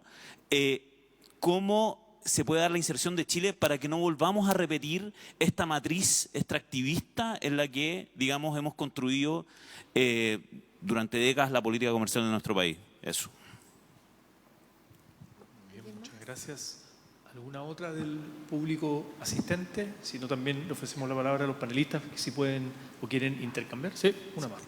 Buenos días, ¿se escucha bien? Sí. Primero que todo, agradecer las ponencias. Yo tenía una consulta para Sebastián, supongo que también la profesora Sonia podrá aportar, y tiene que ver con esta hoja de ruta y el hidrógeno verde, y me da la impresión de que se está repitiendo este patrón de aprovechar los recursos de las regiones para desarrollar políticas públicas que favorecen a la capital. Entonces lo menciono esto porque el Senado representa los intereses de la región de Valparaíso y me llama mucho la atención el tema de esta flota. Chile tiene la segunda flota, es Santiago el que tiene esta flota. Entonces, por ejemplo, en Corea, cuando se han implementado políticas públicas, se crean ciudades piloto. Estas ciudades piloto, por ejemplo, el puerto de Ulsan, es una ciudad puerto, ¿cierto? Entonces, no sé si en esta hoja de ruta se asume un desafío con respecto a superar el centralismo. Eso me gustaría, si puedes elaborar un poco más, Sebastián. Muchas gracias. Última en esta ronda, después si es que falta alguna más. Si mi pregunta es para la profesora de Corea, quisiera saber si en Corea ya se está instalando la discusión de el hecho de que China pasó de ser una economía hasta cierto punto complementaria a una economía competidora de Corea. Porque Corea, como justamente la profesora mencionó, tiene un alto componente de manufactura en su economía, en particular en el ámbito de la exportación, pero muchas empresas chinas ahora están compitiendo con sus pares coreanos, pero a un nivel de costo, de mano de obra y de insumos mucho más bajo. Entonces, le quería preguntar precisamente cuál es el plan contingente que tiene Corea frente a ese desafío. Muy bien, muchas gracias. Para añadir algo más, no sé si, Dorotea, quisieras hacer alguna pregunta a los panelistas. Si quieres que responda. Bueno, muy bien. Para no añadir más. Sobrecargar. Muy bien. Si les parece, en el mismo orden inicial, responden las preguntas, comentarios que se hicieron y nada, si quieren añadir alguna reflexión extra también pueden hacerlo en este momento. Profesora Sumyim, sí. Sí, muchas gracias. Sí, primera pregunta es que los coreanos son muy diligentes. Sí, nosotros trabajamos mucho. Por ejemplo, la generación de mis padres, después de la guerra, ellos trabajaban mucho, por eso ellos no sabían de disfrutar de su vida. Sí, eso es. Pero de otra cosa es, después de la guerra, en 1950, nosotros no teníamos alimentos, nada para sobrevivir, pero nosotros trabajamos mucho con plan del país, del gobierno. Por eso antes de 1962, el gobierno de Corea indicó como de 5 años de plan para desarrollo coreano, de desarrollo económico. Por eso nosotros no teníamos dinero, pero por la ayuda de Estados Unidos, especialmente Estados Unidos, nosotros avanzamos poco a poco. Pero ahora el problema es de manufacturas a otras industrias con tecnología. Es más importante. Por eso, como Sebastián dijo, bajo madurez en tecnologías, como en Chile, por eso nosotros podemos trabajar, podemos cooperar juntos. Por ejemplo, cuando el presidente Boris visitó a Corea en APEC en el año pasado, el presidente visitó varios institutos de tecnología, varias universidades de tecnología. Por eso nosotros podemos trabajar juntos, que nosotros tenemos tecnología, de Chile tiene muchos recursos, abundantes recursos también de tecnologías, por eso nosotros podemos intercambiar con para desarrollar nuestra economía. Y otra cosa es de China, que nuestra fábrica está en China, muchas fábricas están en China, pero nosotros queremos cambiar nuestra fábrica de México y otros países en América Latina. Sí, porque el gobierno pasado tenía problemas, ¿verdad? Como ustedes ya saben, el expresidente está en la cárcel ahora por la ley marcial. Sí, él pensaba, China es enemigo para Corea. porque ideología es muy importante para Corea del Sur, porque Corea está dividido por dos países. Por eso que el expresidente no quería cooperar con China, que China es un país comunista. Por eso el nuevo gobierno quiere cambiar esto. Por eso el nuevo gobierno quiere disminuir como la influencia de China poco a poco, y por eso queremos cooperar como los países latinoamericanos. Por eso Chile puede ser como un país líder en América Latina para cooperar con Corea. Sí, muchas gracias. Sí, ¿no?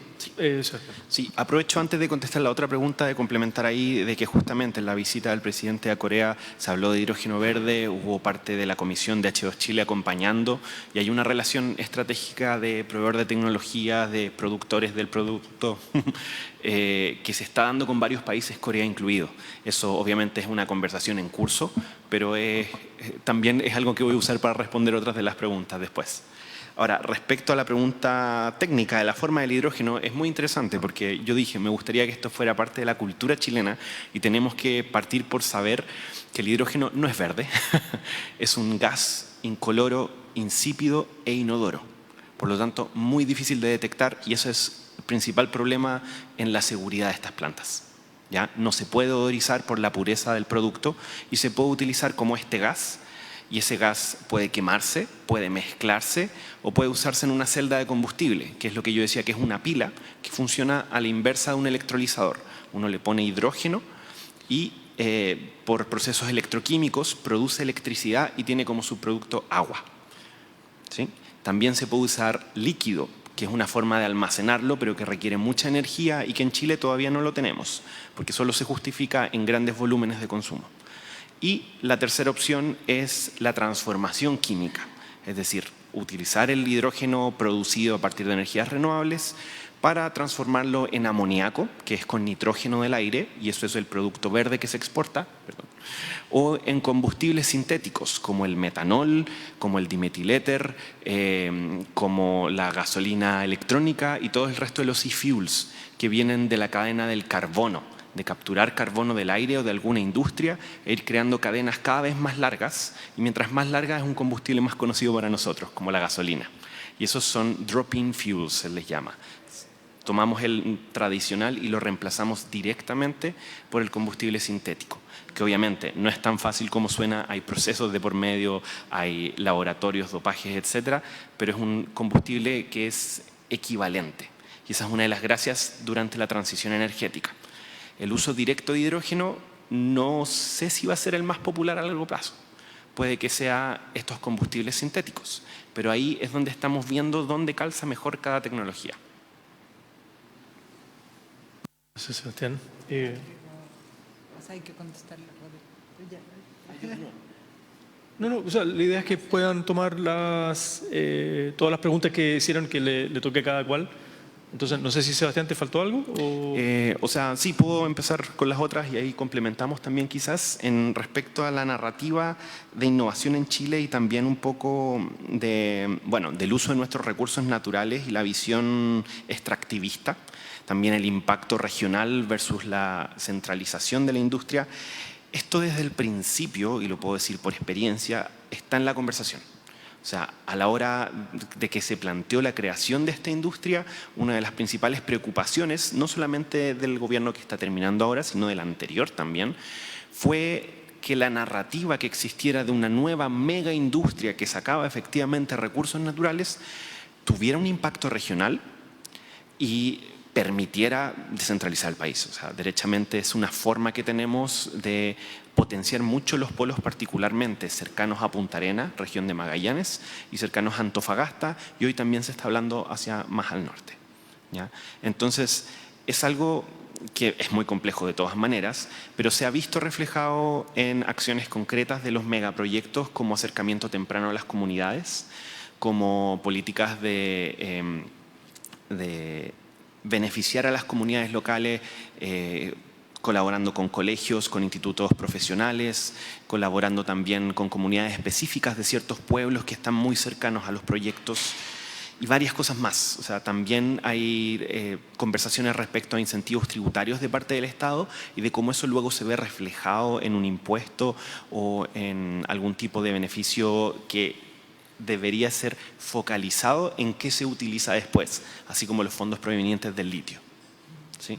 Entonces, podemos entrar en una conversación fuera mucho más en detalle, pero hay varias iniciativas y esto de la narrativa es un eslabón fundamental de la estrategia nacional, del plan de acción y la nueva estrategia nacional que debería estar publicándose para consulta pública este mes o el próximo.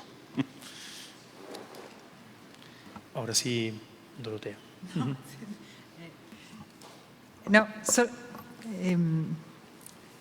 yo creo que hay como muchas preguntas interesantes, pero yo creo que esta diplomacia legalista y pragmática no se oponen, me parece, en términos, lo cual no quiere decir que no reproduzcan la matriz extractivista, que en eso yo podría coincidir contigo. Y yo creo que aquí hay que dar una discusión país bien importante. O sea, el presupuesto de ProChile no te da para cambiar ninguna matriz productiva. O sea, no es posible. Y yo creo que esta lógica del discurso de Chile país siempre es súper complicado. Acuérdate que cuando era Chile Always Surprising, la banca que vendía servicios financieros se quería morir. O sea, decía, ¿quién vende servicios financieros y vas a sorprender al inversionista? Pero yo creo que la idea que hay es que, o sea, los recursos naturales no son una tragedia, pero son una tragedia si tú no haces política industrial sobre ellos. O sea, sin duda, si tú no generas cierta agregación de valor al exportarlos, no puedes. Y el problema es que para generar agregación de valor, si tú no tienes suficientes recursos para una política industrial, tú tienes que ver cómo normativamente los atraes por el sector privado. Entonces, es decir, intentar hacer estos clústeres de innovación donde tengas una transferencia tecnológica, creo que es una de las lógicas que se está tratando de pensar. O sea, ¿cómo hago con Agrotech, con Climatech, con todas estas nuevas iniciativas que me permitan a lo mejor un derrame? Me parece que es la lógica. Ahora, ¿cuál es nuestro problema? Nuestro problema tiene que ver mucho con la neutralidad, la negación de la política industrial. Y aprovechando esta a mí me encantaría ahora que le toca a Gabriela, si Gabriela nos puede contar qué otros elementos iliberales ve además de esta cosa que los migrantes ya no nos quieren en Chile. ¿Qué otras similitudes ves con el nuevo gobierno entrante? Bueno, mi tema de investigación es la migración hacia Chile. Yo escribí mi tesis doctoral de este tema. Yo como exmigrante, yo viví aquí como casi 10 años, entonces yo sé dónde están las cosas más difíciles, dónde no hicieron los cambios. Y realmente como si quiero comparar con Hungría, ustedes podrían aprovechar y algunos conceptos sacar de las estrategias de Hungría, que ahora como llegaron sobre 700 migrantes venezolanos, incluyendo los irregulares. Además, principalmente los países tienen más migrantes que pueden administrar. Sería muy bueno que cambien un poquito el foco y empiezan a revisar quién está en el país realmente, porque más o menos de 300.000 migrantes son irregulares, según las estadísticas recientes que se puede encontrar en la página de extranjería. Y un poquito de es muy importante de los derechos humanos y todos tenemos derecho a migrar. Pero cuando yo llegué a Chile y yo tenía problemas con mi visa porque perdieron algunos documentos y todo, yo tenía que ir varias veces a la extranjería personalmente haciendo la fila en 2010 y ya estaba principalmente el país colapsado con los migrantes. Y no hablamos del éxodo venezolano que llegó después de 2015. Entonces, cuando el tema de la migración es tan masiva, un poquito hay que alejar de derechos humanos y revisar bien, porque la migración es un tema de seguridad también, sin importancia que la gente llega regularmente o irregularmente, porque si Santiago está creciendo demasiadamente, no hay suficiente agua, supermercado, colegio y todo, es un tema de seguridad y hay que ordenar un poquito de la migración y regularizar. Yo no estoy a favor de las regularizaciones extraordinarias porque yo llegué con mi visa, llegué en la puerta ancha y si un migrante tiene la esperanza que un día van a regularizar su estado, va a llegar como es más simple. Realmente, de la ley migratoria actualmente solicita muchos documentos que es muy difícil conseguir dentro de muy poco tiempo y por eso llega la gente a través de pasos fronterizos en Bolivia, porque es más simple. Entonces, si los venezolanos no pueden conseguir ciertos documentos o ya tienen los pasaportes vencidos, hay que cambiar un poquito el foco, pero todos los países involucrados con la inmigración venezolana tienen que estar en acuerdo y tienen que hacer programas conjuntos. Yo sé la historia común y la guerra del Pacífico y todo, que es muy difícil hablar con los vecinos, pero nosotros también estamos en la Unión Europea, Polonia está al lado con Alemania y ellos tienen un pasado más pesado que ustedes. Muchas gracias, profesora. Yo quisiera darle brevemente la palabra, lo sorprendo, profesor Andrés Borges, pero nada, quisiera darle la palabra a Andrés también como ciertas reacciones a las presentaciones, ciertos puntos en común, cierta síntesis que se pudiera hacer, dado que tú fuiste un artífice en convocar, ¿no?, a este perfil muy diverso. Y que nos cuente el Latino Pacífico. Claro. ¿Tenemos el micrófono por ahí? Isi, por favor, el micrófono ahí para Andrés. Gracias, senador, por la palabra.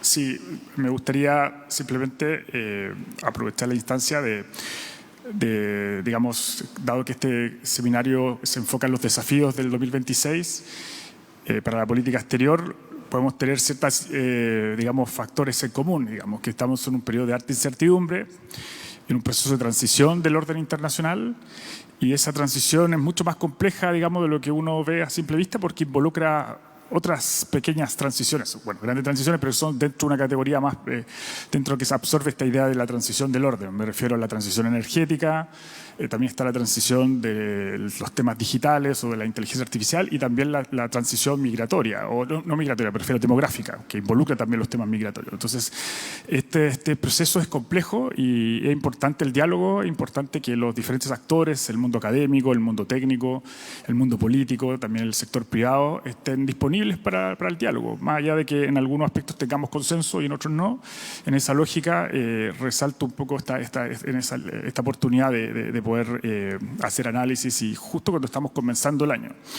Por otro lado, también me gustaría resaltar que uno de los aspectos que podemos dimensionar, mismo también en el caso de Hungría, que uno diría contraintuitivamente se enfoca a su política exterior a concentrarse, digamos, con las relaciones con sus países europeos, también han ido mirando al Pacífico. Yo diría que esa es otra mirada en común en estas 4 presentaciones. Estamos viendo que esta transición del orden internacional, si bien conlleva altos grados de incertidumbres, al menos una de las cuestiones que observamos que está presente y que eventualmente va a ser parte del nuevo orden de acá a los próximos 50 años, es que el centro gravitacional del comercio, la economía, la innovación, la geopolítica, se está trasladando de lo que conocemos como el Atlántico o el Atlántico Norte hacia el Pacífico o el Pacífico global. Y justamente ahí nosotros, países como Chile, bueno, Perú, Colombia, Panamá, etcétera, tenemos, digamos, esa mirada hacia el Pacífico de manera natural, en nuestro vecindario, por decirlo de alguna manera, y ahí tenemos muchas oportunidades y desafíos. Entonces ahí también, digamos que, cerrando un poco esta idea del 2026, mi lectura es que, o mi inferencia es que el Pacífico va a seguir posicionándose, va a seguir siendo el motor para muchas interacciones complejas, y esperemos que en base a eso podamos aprovechar la oportunidad para que Chile y los países del Latino-Pacífico puedan participar, colaborar, no ser actores marginales y también en base a eso poder desarrollarse. Así que, bueno, muchas gracias nuevamente por la oportunidad y por el uso de la palabra.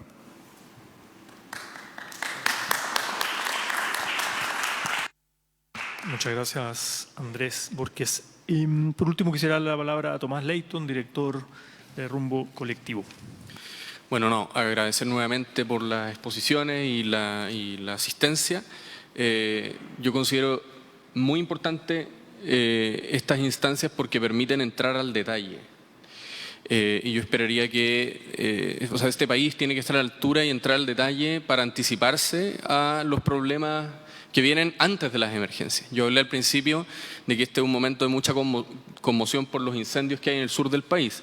En los momentos de emergencia se requiere unidad, pero la unidad en momentos de emergencia es donde te pilla, digamos, ¿no? O sea, todos los actores políticos de la sociedad civil tienen que actuar con una altura de miras, pero esa unidad es respecto a lo que se trabajó previamente. Entonces, más importante que la unidad en momentos de emergencia, es importante entrar en detalle y discutir con evidencia en mano y disentir y tener todas las diferencias que podamos con los distintos sectores políticos, explicitarlas y debatir los términos de la conversación antes de las emergencias, antes del desastre, antes de los riesgos. Entonces, por ejemplo, en tema se podría discutir mucho específicamente respecto a la cuestión de los incendios. Por ejemplo, el gobierno entrante ha anunciado una serie de medidas de desregulación a la actividad económica. Pero resulta que sería mucho mejor conocer el detalle y discutirlo. Se ha anunciado que hay 1.500 circulares de obras de construcción que se van a eliminar. Bueno, ¿cuáles son esas circulares? Para que lo discutamos, que los especialistas den ese debate y que se resuelva lo mejor para el país. Lo que uno puede decir hoy día es que no son 1.500 circulares de obras de construcción, hay 200 que ya no existen, que este gobierno las ha eliminado, que hay una ley de permisos sectoriales en curso y que el 90% de las 1.300 circulares que en realidad son para habilitar obras de construcción, no para restringirlas. Claro, bueno, ¿cuál es la circular entonces que genera problemas? La de los objetos verticales. Bueno, eso es un debate que la población merece tener, digamos. Y para que la población pueda dar ese debate, primero tienen que haber especialistas que muestren el naipe, muestren sus cartas, más allá, en este caso, de la izquierda y la derecha, yo lo planteo en términos amplios, porque hay debates que no necesariamente se ordenan en ese marco. Y yo creo que en este seminario hemos podido dar cuenta de cuáles son las visiones que nosotros queremos poner sobre la mesa para los temas de política exterior. Entonces, mi invitación en ese sentido es a tener más de estas iniciativas porque nos permiten una política mucho más anticipatoria antes de la crisis, antes de la excepción, porque en la excepción, digamos, quien gobierna tiene las facultades de que se le brinde una unidad, pero después lo que pasa ahí, ese sí que puede ser el verdadero desastre, que no aprendamos realmente de problemas que se presentan una y otra vez y que nuestros países pueden estar muchísimo mejor preparados. Así que eso, para cerrar, y agradecerle al senador Latorre la oportunidad de colaborar con él y poner estos temas sobre la mesa. Súper, muchas gracias, Tomás. Sí, comparto brevemente, también creo que la síntesis que ha hecho el profesor Andrés Borges me interpreta en términos de lo que quisimos conseguir con este panel tan diverso, ¿no? tan variado, pero creo que hay elementos que tienen que ver con el futuro, ¿no? Y cómo desde Chile poder ser un actor, sabiendo que somos un país muy pequeñito dentro de América Latina, pero que pueda jugar un rol de cierto liderazgo, de cierto protagonismo en un escenario internacional muy complejo. Sabemos en Chile es así, la política internacional la dirige el presidente de la República, ¿no?, por mandato constitucional, y por tanto está por verse el día de mañana, bueno, se supone va a presentar su gabinete, quién será su canciller, ya se especulan ciertos nombres, pero más allá de esa discusión que es como muy de contingencia y a veces de corto plazo, creo que es importante como discutir sobre las grandes líneas, ¿no?, en este contexto de incertidumbre en el que estamos. No debatimos, no profundizamos, tal vez no era el momento ahora, pero sí creo que va a ser cada vez más una pregunta para quienes vivimos desde este lado. La doctrina, la reivindicación de alguna manera la doctrina Monroe, ¿no?, el corolario Trump, ¿no?, de esta doctrina, Monroe, y la influencia en el hemisferio, ¿no?, su hemisferio, América Latina como patio trasero, ¿no? Pero creo que ahí hay si bien es un desafío, una amenaza, creo, muy importante para nuestros países, nuestras democracias, para México también, como vecino de Estados Unidos, creo que también surgen oportunidades, ¿no?, a partir de esta diplomacia pragmática, a partir de construir alternativas, a partir de mirar el futuro, este centro gravitacional hacia Pacífico. Bueno, ahí surgen también oportunidades para navegar en esa dirección, en un contexto, insisto, que es muy, muy complejo y de mucha incertidumbre. Pero nada, muchas gracias sinceramente por aceptar esta invitación a fines ya en la última etapa de enero, comienzo de año, pero ya cerrando el mes. Por venir acá al Senado, por esta colaboración con Rumbo Colectivo y bueno, a los asistentes también que vinieron presencialmente, a quienes lo siguieron en línea, a todo el equipo ahí, agradecer también a TV Senado, a la gente del Senado y del equipo nuestro que estuvo facilitando, ¿no?, para que gente lo pudiera seguir en línea, y además es un material que queda grabado, va a quedar, entiendo, en las redes nuestras, ¿no?, como para el video poder luego revisarlo si es que alguien así lo quiere. Muchísimas gracias. Y hay un cafecito, tenemos, si ahí el equipo nos indica, en el Jardín de los Pilares, que es, bueno, ahí les indicamos al salir, como la parte del patio de los Pilares, hay un cafecito ahí para compartir y seguir conversando para quien quiera. Muchísimas gracias.